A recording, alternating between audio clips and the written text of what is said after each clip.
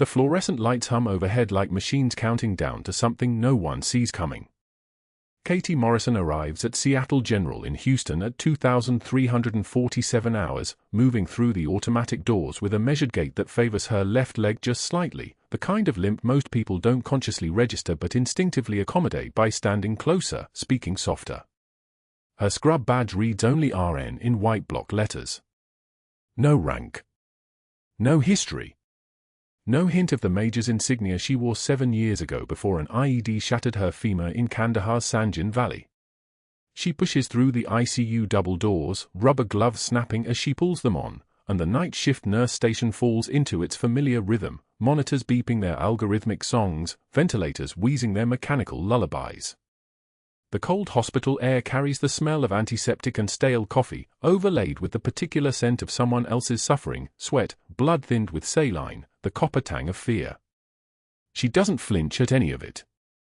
Pain is data. She learned that lesson years ago. Her hands move through the night with the precision of someone who spent 3 years in a combat support hospital, performing field thoracotomies with whatever tools existed in the moment, combat knife, suture kit, whatever kept soldiers breathing when explosions had already tried their best to stop them.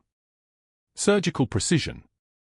That's what the charts would call it if anyone ever bothered to look closely. But they don't. They see the limp. They see the night shift assignment. They see just a nurse, and their eyes move away. She pauses at the nurse's station at 0017 hours, 43 minutes into her shift, reviewing the board for new admissions. The femur injury aches. It always aches. The scar tissue pulls tight in the cold air, a sensation like old wire tightening under skin, and she lets her fingers brush against her thigh through the scrub fabric, a gesture so small it's almost a prayer. 8 years of physical therapy. 18 months before she could walk without a cane. Another year before she accepted that returning to active duty wasn't medicine anymore, it was fantasy. So she became what she needed to be, invisible. A night shift RN in a Houston hospital, moving between lives she couldn't save anymore, helping the ones who still had time. The ICU monitor cluster reads like a symphony of compromised vitals. Room for 12, pneumonia, stable. Room for 14, postoperative cardiac, trending better. Room for 18, postoperative orthopedic, routine recovery. She moves to each room in sequence, her eyes reading numbers beforehand to verify them, understanding the stories machines tell when blood pressure drops and oxygen saturation climbs like hope that doesn't last. Her movements are economical. Efficient. The muscle memory of someone who learned years ago that wasted motion in a crisis means someone dies. Dr. Richard Ashford arrives at 0315 hours for his early rounds, his polished shoes clicking against linoleum like a metronome counting his authority.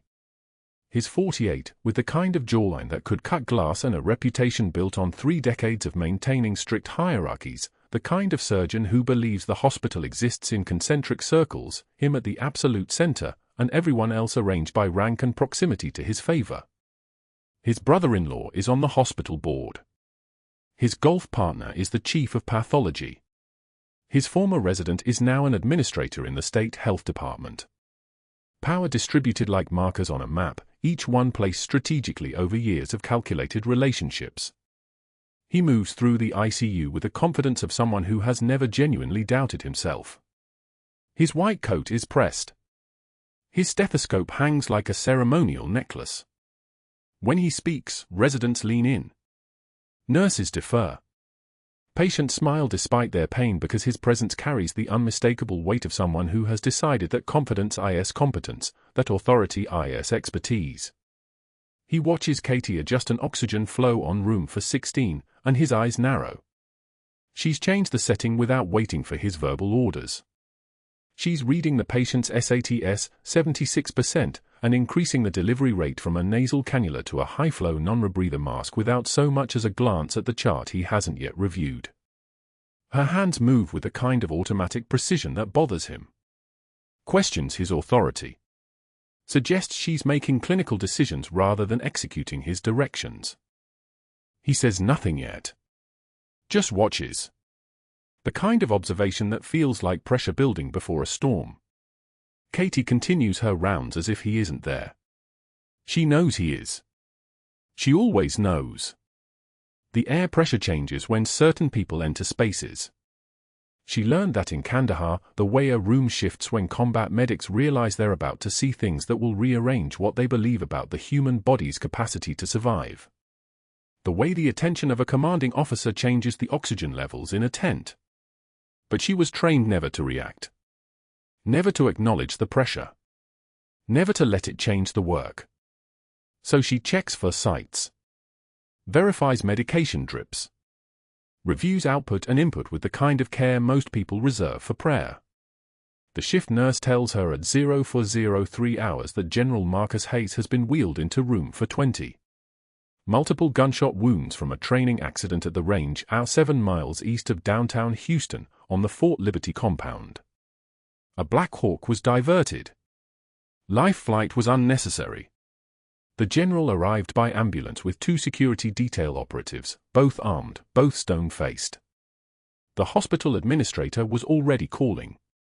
The board was already being notified.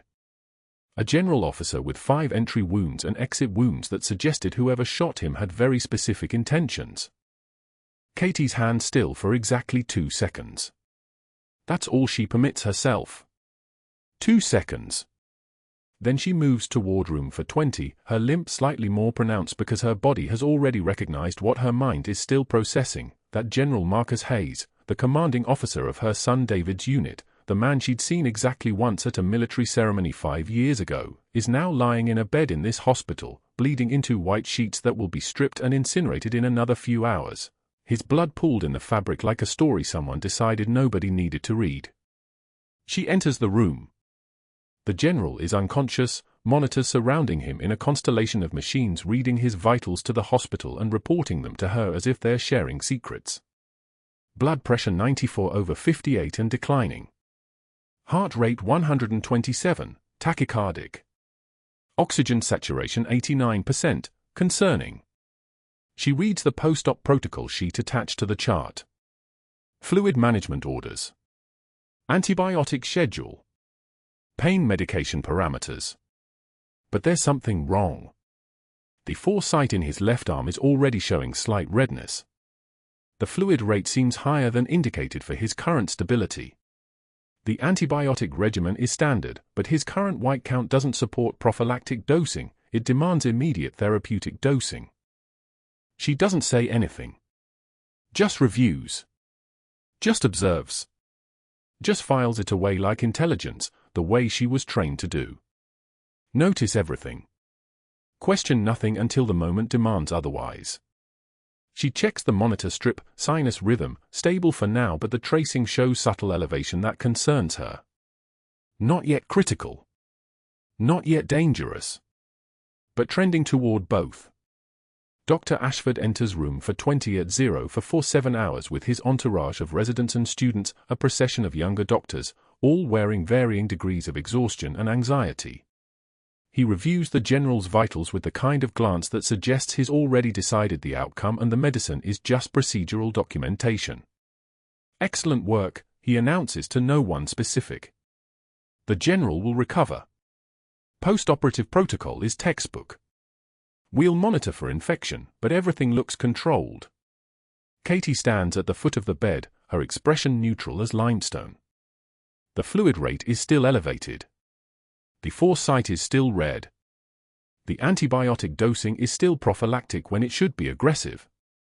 She reviews the chart once more, and the numbers arrange themselves like evidence she cannot unsee. But that wasn't the worst part. The worst part was that she knew exactly what would happen if she said anything. Dr. Ashford conducts his morning briefing at 0800 hours, gathered around the case conference table with the full surgical team. 19 people. 17 doctors and nurses. 2 administrative staff.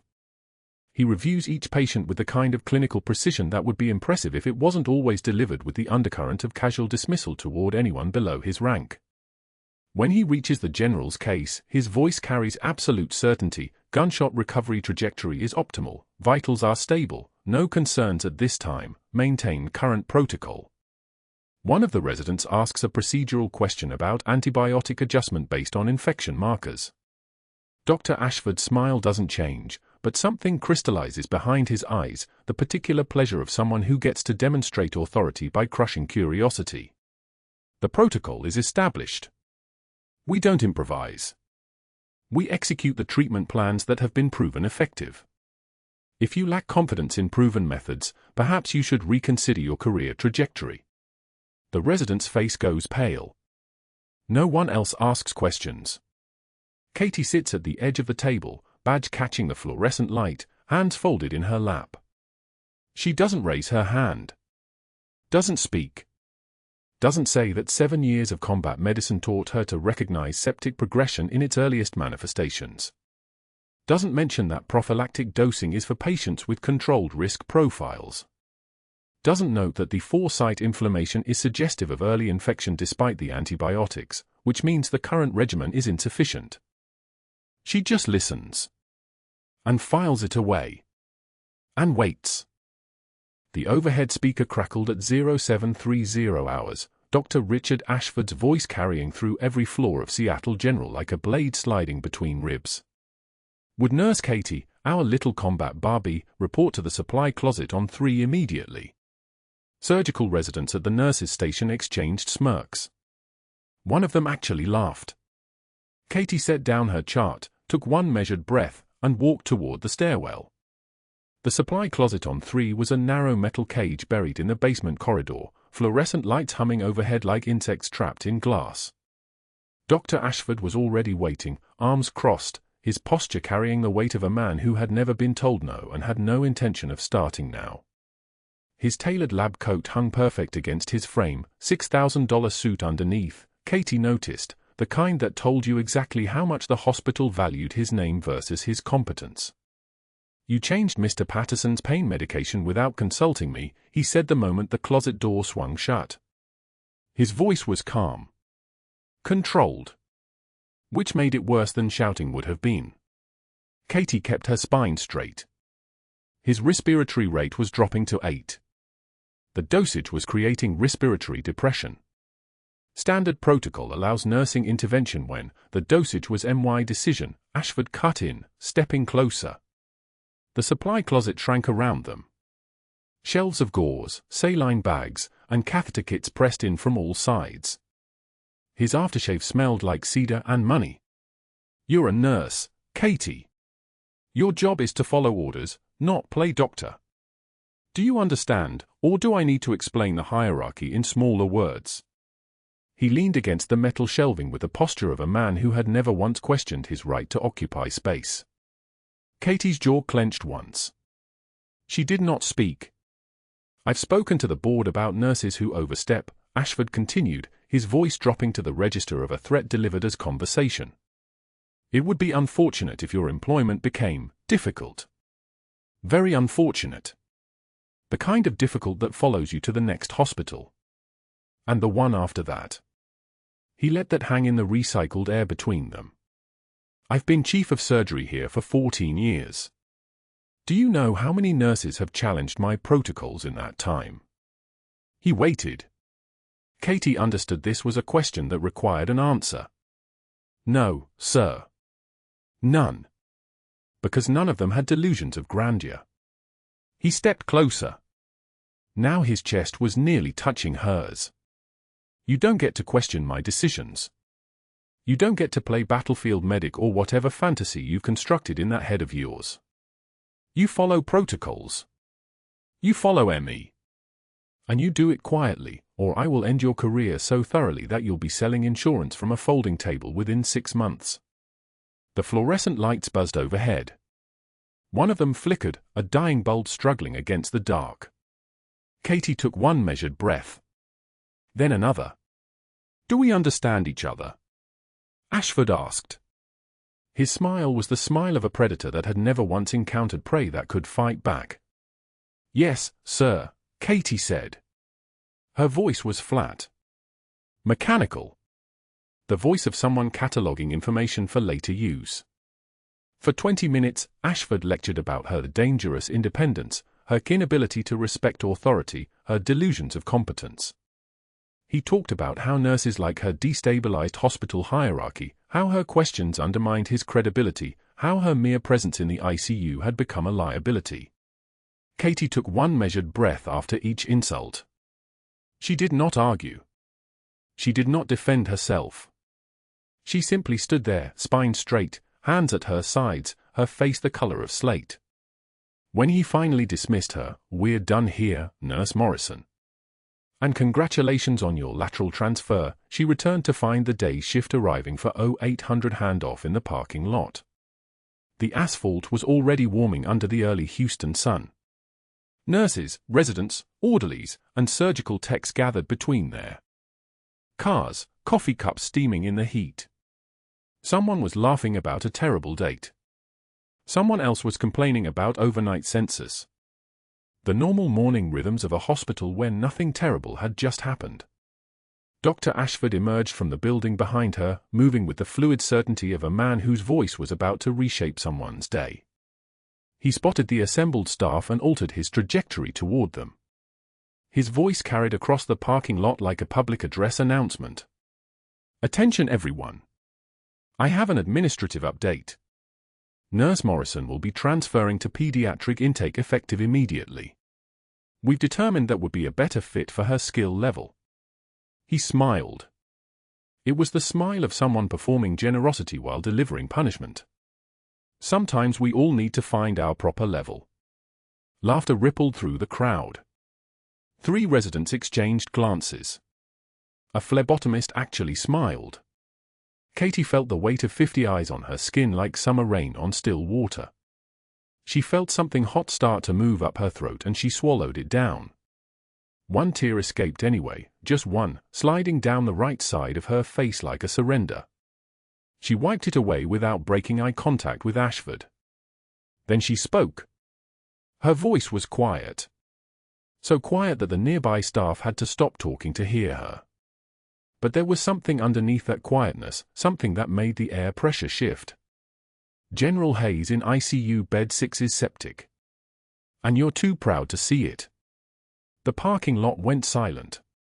The kind of silence where you can hear the traffic on the distant freeway, where you can hear someone's breathing 3 parking spaces away. Ashford's smile froze. Fractionally. Just for a moment.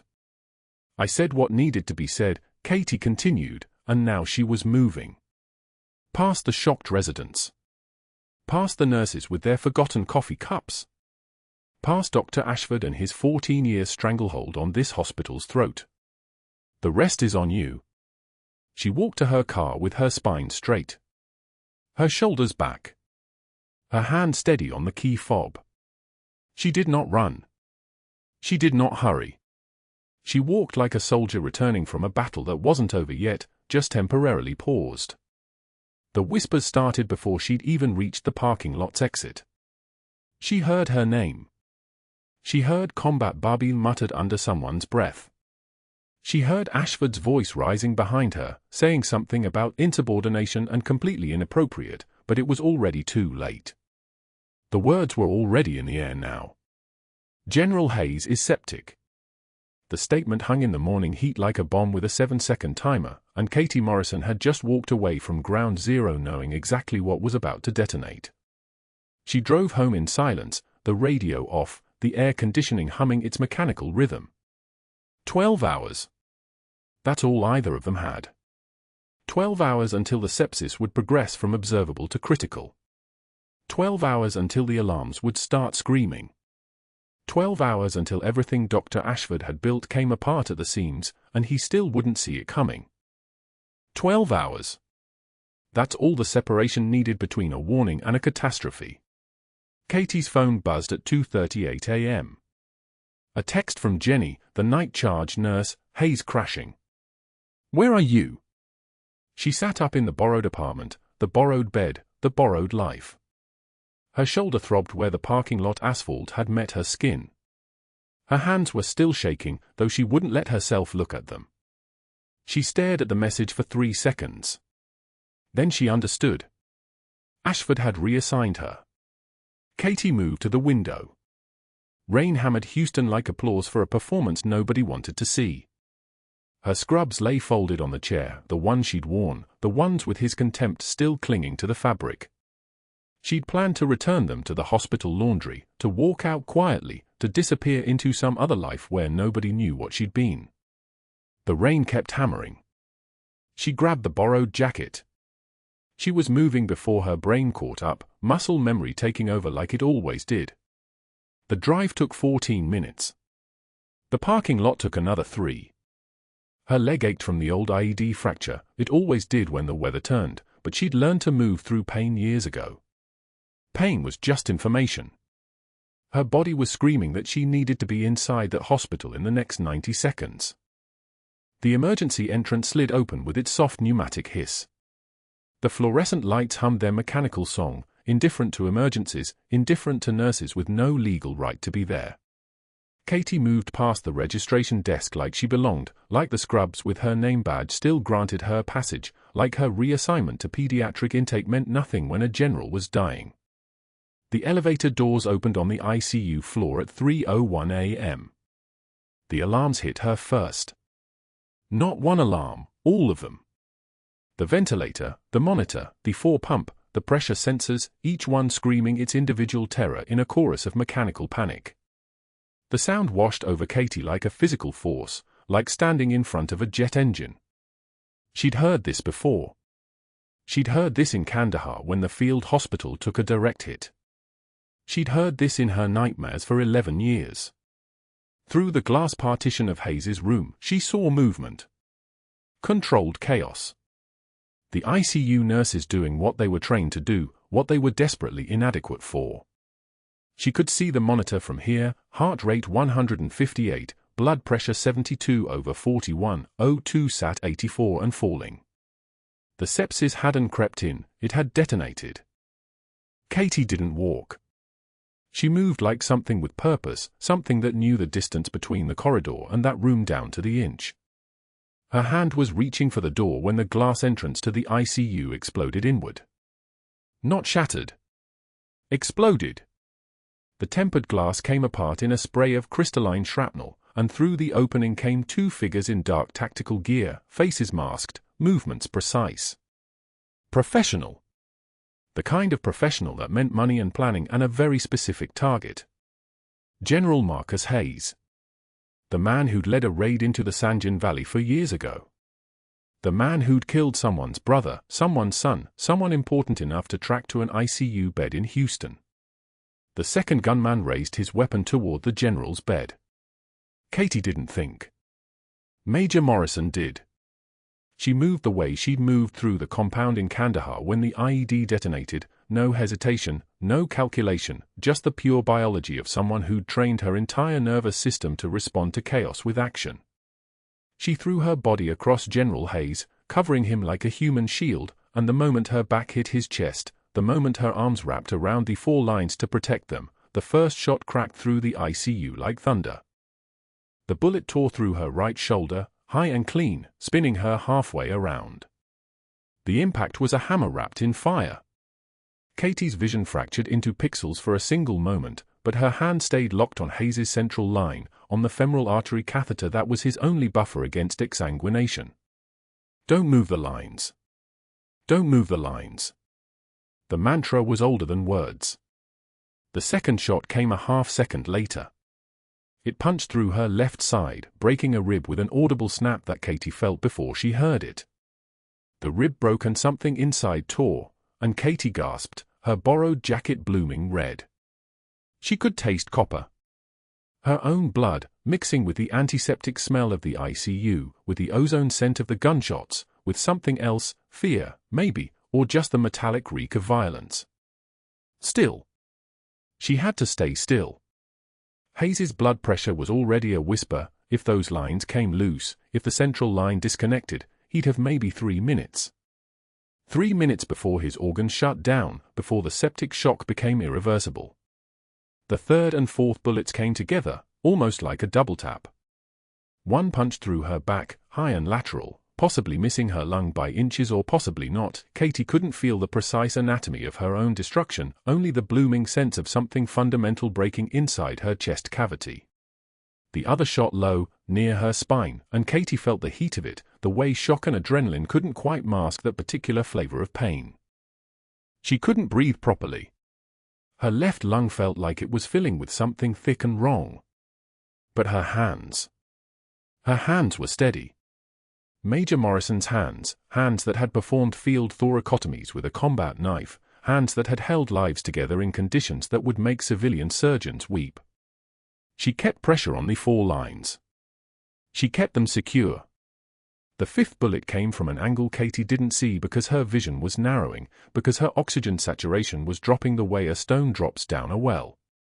The bullet shattered her collarbone, and Katie finally collapsed across Hayes's chest, her weight going dead, her body giving out in the way bodies do when they've accumulated enough trauma.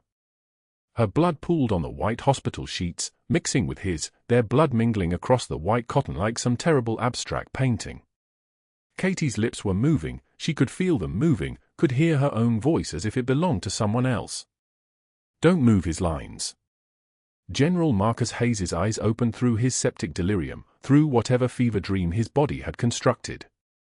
His pupils were dilated, unfocused, but then they landed on Katie's face above him, saw the blood, saw the collapsed lung, saw the woman who'd thrown herself across him like a final act of grace. His cracked lips formed a single word. "Phantom 6?" The call sign hit Katie like a 6th bullet. Phantom 6. The designation that she'd buried 11 years ago when the IED destroyed her femur and her career and her entire identity. The designation that only Delta operators knew. The designation that meant she was no longer anonymous, no longer invisible, no longer just Katie Morrison, RN. Her secret had a name. Her secret had been called out loud in front of 2 gunmen and 4 nurses and a room full of machines that recorded everything. Then the darkness took her. She woke in a recovery bed, medicated into a state of floating detachment, bandages wrapped around her shoulder and torso and back. Drains hung from her collarbone. Oxygen flowed through her nose at 4 liters. The heart monitor displayed its steady rhythm, 110 beats per minute, faster than it should be, slower than it could have been. Dr. Ashford stood over her bed. His expression was perfectly composed, perfectly clinical, and perfectly, calculatingly cruel. He smiled down at her the way a predator smiles before delivering the kill stroke. He didn't ask about her wounds. He didn't ask about her condition. He simply stated a fact, his voice pitched low enough that only she could hear it over the ambient noise of the recovery room. "You abandoned your assigned post. Pediatric intake. You left that station unattended and entered a restricted area without authorization. That's grounds for immediate termination, effective now. I've already called security to escort you out." Katie couldn't move. The anesthesia wouldn't let her. The pain wouldn't let her. But she could feel her jaw clench, could feel the moment when Major Morrison clawed her way back to consciousness through the fog of morphine. Dr. Ashford leaned closer, and his smile widened. "That job was the only thing left you had, Katie. And now that's gone too. I hope those 5 bullets were worth it." Then he straightened, turned, and walked away, his footsteps echoing down the corridor with the sound of victory. Dr. Ashford returned to find Katie conscious but hemorrhaging, blood seeping through fresh bandages like tears the gauze couldn't contain. He stood at the foot of her recovery bed, discharge papers already printed in his hand, his shadow falling across her chest like a closing door. Katie tried to sit up. Pain screamed through her shoulder, her side, her back, 5 entry and exit wounds speaking in a language only her body understood. "You abandoned your assigned post in pediatrics," Ashford said, his voice smooth as a knife through silk. Katie's eyes met his. She said nothing. "You were scheduled to begin intake orientation tomorrow morning. That makes your interference in the general's care a direct violation of hospital protocol." He adjusted his tie, a man cataloguing his victory. "You created liability. You endangered chain of command. You interfered with a patient outside your authorized care assignment. General Hayes is alive because... General Hayes is alive because I stabilized him after security removed you from the ICU, Ashford interrupted, the words landing with surgical precision. You're terminated effective immediately. For cause. Security will escort you out. 2 guards appeared in the doorway like smoke materializing. They wore the hospital's dark blue uniforms and the faces of men who'd learned not to think too hard about their orders. Ashford nodded and they disconnected her monitors, the steady beep of the heart monitor cutting to silence like a light switch dying. Katie was still bleeding. Still connected to a drain tube that hissed with fluid the color of rust. I can walk, Katie said. Of course you can, Ashford said, and there was something almost gentle in his tone, which made it worse. A man so confident in his power he could afford kindness. The hallway stretched before them like a corridor in a nightmare where you're running but your feet won't move. Nurses who'd worked beside Katie for 3 years turned their faces to their charts. A resident she'd trained in crisis protocol suddenly became very interested in a patient's vital signs. The hospital had learned what happened to people who stood with someone Ashford had decided to crush. The message was written in the silence. Security walked her toward the exit, their presence a physical fact. Katie's legs moved because they had to. Blood pooled in her collarbone with each step, a metronome of her own damage. The automatic doors parted for her like they were apologizing. The hospital gave her a single bottle of antibiotics and a stack of gauze. No follow-up care. No wound check scheduled. No insurance. Her employment had ended at the moment Ashford signed the termination papers, which meant her coverage had evaporated somewhere between the ICU and the parking lot, a policy lapsing the way policies do when you stop existing to an institution. They discharged her into the Houston afternoon with the weight of 5 bullet wounds and the knowledge that she was now responsible for keeping herself alive. 2 days later, Katie sat in her apartment bathroom at dawn, the kind of silence that comes when you've been alone long enough that your own breathing sounds like someone else's. The bullet hole in her shoulder wept clear fluid. She cleaned it with antiseptic that burned like a brand, her hands steady because they had to be. The collarbone grated with each breath, bone grinding on bone with the kind of sound that lives inside your body, a secret only you can hear. No painkillers beyond what the hospital had given her.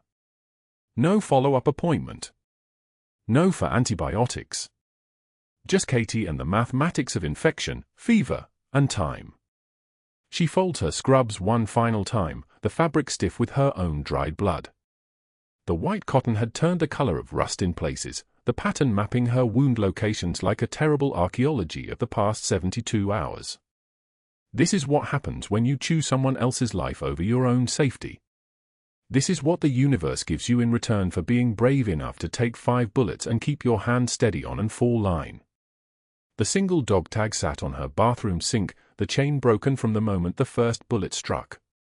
She'd retrieved it from her locker before security banned her from the building, before they changed the codes and told staff to report any unauthorized access. The tag was tarnished silver, scratched from years in Kandahar, her name and blood type worn almost illegible from sweat and sand and the kind of work you do when the world is burning and someone has to save it. She slipped it into her pocket, feeling its weight against her ribs, a secret she'd kept for 2 years in Houston. Katie put on a borrowed jacket, her neighbor Maria's, loose enough not to press on her wounds. Maria hadn't asked questions when Katie limped to her door and asked for something to wear. She'd just handed over the jacket and asked if Katie needed anything else. People could read trauma like a language. They recognized the syntax of someone who'd been broken by the place she worked. The walk back to Seattle General took 45 minutes when it should have taken 20.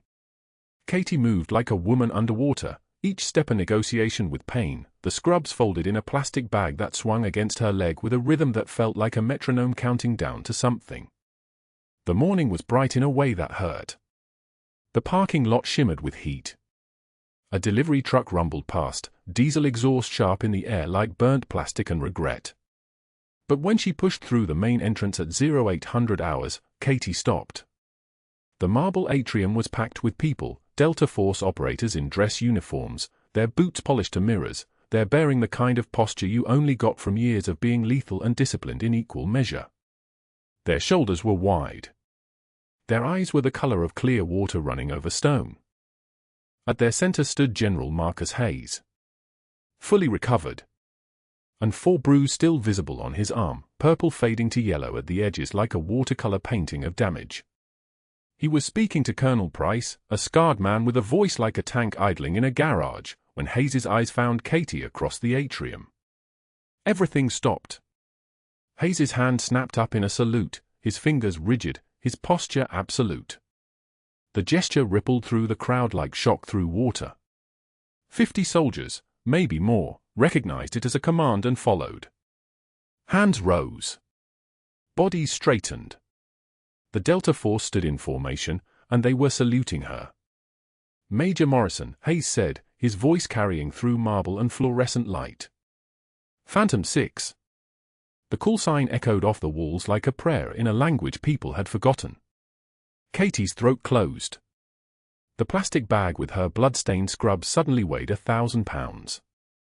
A young Delta Force captain stepped forward, her son David, 23 years old, wearing his father's dog tags on a new chain. Her boy.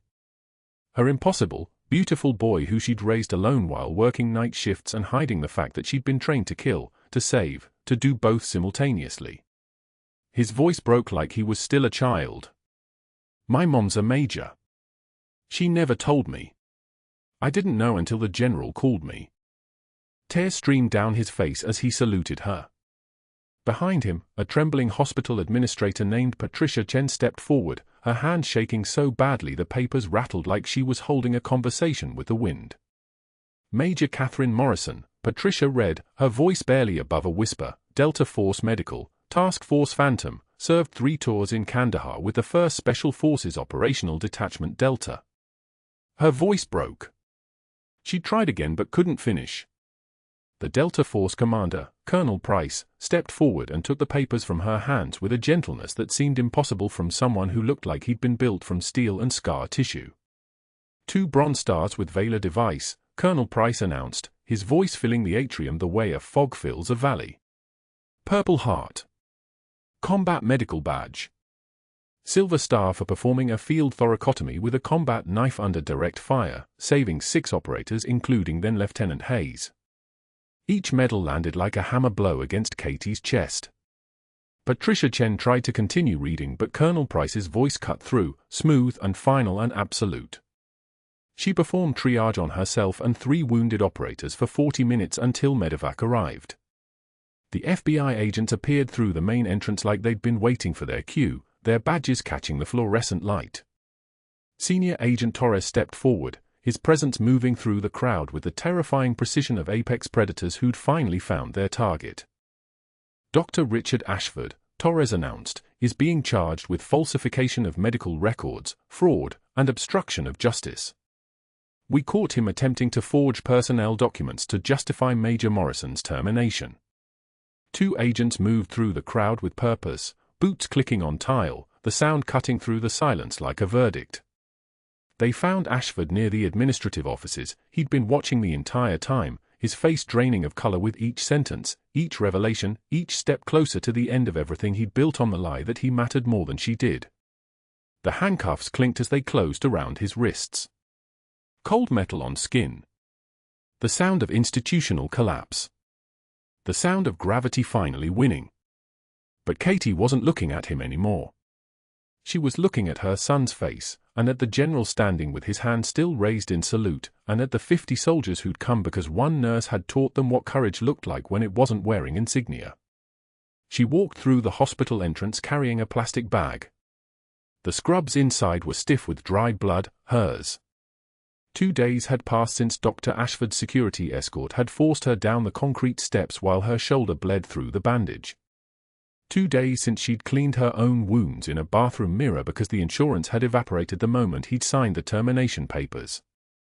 The borrowed jacket hung loose on her frame, covering the collarbone fracture that still sent spikes of pain when she breathed too deeply. Her limp was more pronounced than usual. The 5th bullet had shattered something in her hip that no civilian doctor would understand, the kind of scar tissue that accumulated when you'd already been broken once and stitched yourself back together in Kandahar. The hospital lobby was transformed. Delta Force operators filled the marble atrium in dress uniforms, dress blues crisp as paper, boots polished to mirrors, berets folded precisely. 50 of them. Maybe more. Katie stopped moving. Her jaw clenched. She'd learned long ago that crowds of armed soldiers meant either celebration or funeral, and her chest tightened with the memory of funerals she'd attended before her medical discharge. General Marcus Hayes stood at the center of the formation. He moved toward her with the deliberate precision of a man still healing, every step calculated against the pull of surgical sutures. His uniform carried the weight of 40 years of command, the shoulders, the chest, the bearing that comes from leading men into places where the worst happened and then asking them to walk back out. When he saw Katie, his hand rose. Not a wave. A salute.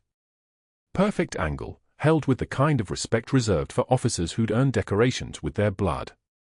"Major Morrison," he said, his voice carrying across the atrium.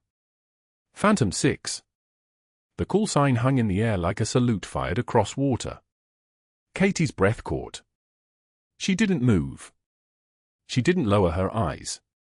The borrowed jacket suddenly felt like a uniform, and the plastic bag of bloodstained scrubs felt like the flag. David stepped forward first. Her son. 23 years old, a Delta operator like Hayes had been, built like a wall with her dark eyes. His voice broke on the words, "My mom's a major." He said it like a prayer. Like a secret he'd finally been allowed to tell. The hospital administrator, Patricia Chen, whose hands had trembled every time Dr. Ashford entered a meeting, stepped toward Katie with a file in her hands. The file was shaking. Patricia's voice was steady, though, reading with the precision of someone bearing witness, Major Katie Morrison, United States Army, retired. Medical discharge, rank captain, served in the 75th Ranger Regiment attached to JSOC Task Force 121. 3 tours to Kandahar. Kandahar Province, Logar Province, and Paktia Province. Medic classification with surgical certification. Separation date due to service-connected disability. Femur fracture, left side, IED detonation, forward operating base designation classified. Each line landed like a round fired into the silence. The Delta Force commander stepped forward next. His chest was a catalogue of decorations, the kind of medals that meant he'd survived things that killed most men and led others through the same. His voice was granite, Bronze Star for Combat Medical Intervention Under Hostile Fire, Kandahar Province, 2015. Another Bronze Star for Field Operation Command, Paktia Province, 2016. 2 Purple Hearts for wounds sustained in direct combat operations. He paused. Katie felt the weight of every eye in the atrium shift toward her, settling on the borrowed jacket, the limp, the plastic bag. That's when the doors burst open. Federal Bureau of Investigation. 3 agents, badges visible, moving with the coordinated efficiency of a unit. The lead agent, Torres, according to his identification, walked directly to Dr. Ashford, who'd been standing near the surgical wing entrance, watching the scene with the frozen expression of a man whose world was collapsing in real time. "Dr. Richard Ashford," Torres said, "no emotion, no negotiation. We have a warrant for your arrest. Fraud, falsification of patient records, and intimidation of a witness in a federal investigation." His partner stepped beside him, movements precise as surgical incisions. "You altered patient charts related to General Hayes' sepsis diagnosis. You fabricated performance complaints against Major Morrison. You created a false reassignment timeline and terminated her employment to cover your medical negligence." Ashford's mouth opened. Closed. His carefully constructed world, the board connections, the political allies, the institutional authority he'd weaponized like a surgical instrument, crumbled. He stammered, "This is absurd. I have authorization." "You have nothing," Torres cut him off. "We have the original charts. Metadata shows you edited them after Major Morrison's firing. We have emails to board members attempting to justify your actions retroactively." He raised the handcuffs. "You're under arrest." The click of the metal cuffs echoed across marble like a gavel. Surgical residents who'd watched Dr. Ashford terrorize Katie for weeks stepped back. Nurses he'd humiliated in private moments watched in silence as security, the same guards who'd escorted her out while bleeding, now escorted him toward the exit. The perp walk carried him past Katie, and for one moment their eyes met. His expression shifted from shock to something worse, recognition. He saw her then. Really saw her. Not the limping nurse he'd dismissed. Not the overconfident woman questioning his protocols. He saw the Major. He saw Phantom 6.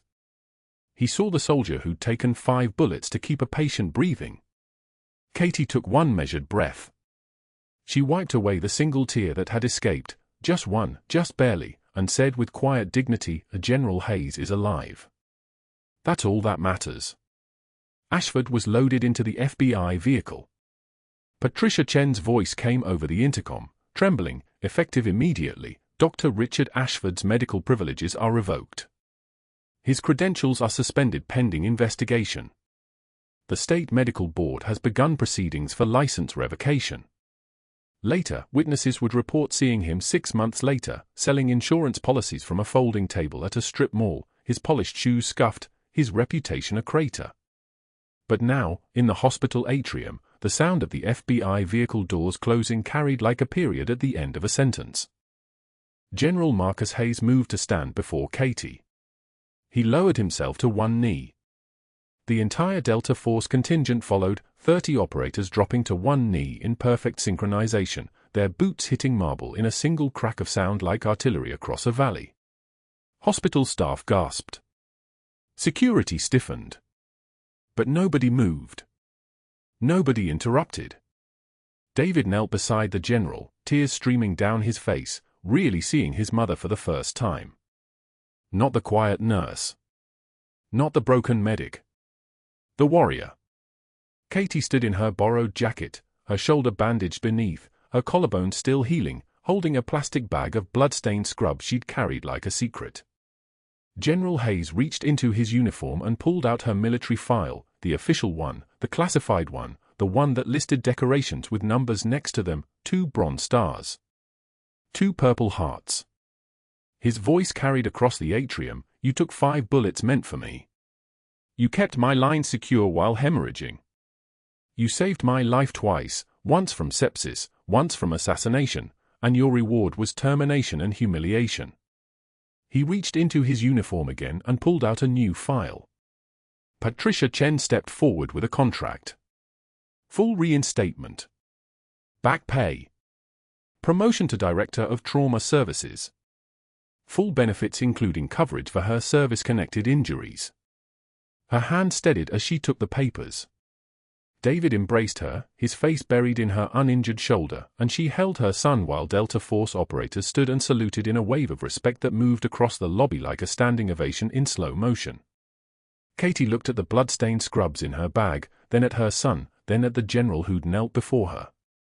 She folded the old scrubs one final time and handed them to a nurse, not to return them in shame, but to donate them to the hospital museum as a reminder of what it meant to serve. She accepted new scrubs, these with embroidery on the pocket, Major K.A. Morrison, Director of Trauma Services. As she walked toward her new office with David beside her, General Hayes called after her, Phantom 6, thank you. Katie turned, saluted, and smiled. Not the careful smile she'd worn for 2 years. The smile of a soldier coming home. Heroes walk among us. Sometimes in scrub saving lives in the dark. If this story moved you, hit that subscribe button and turn on notifications, because the quietest people in your life might just be carrying the heaviest burdens. Drop a comment and tell us, have you ever been completely misjudged by someone in power? Because Katie's story isn't unique. It's just finally being told. Like this video, share it, and I'll see you on the next one.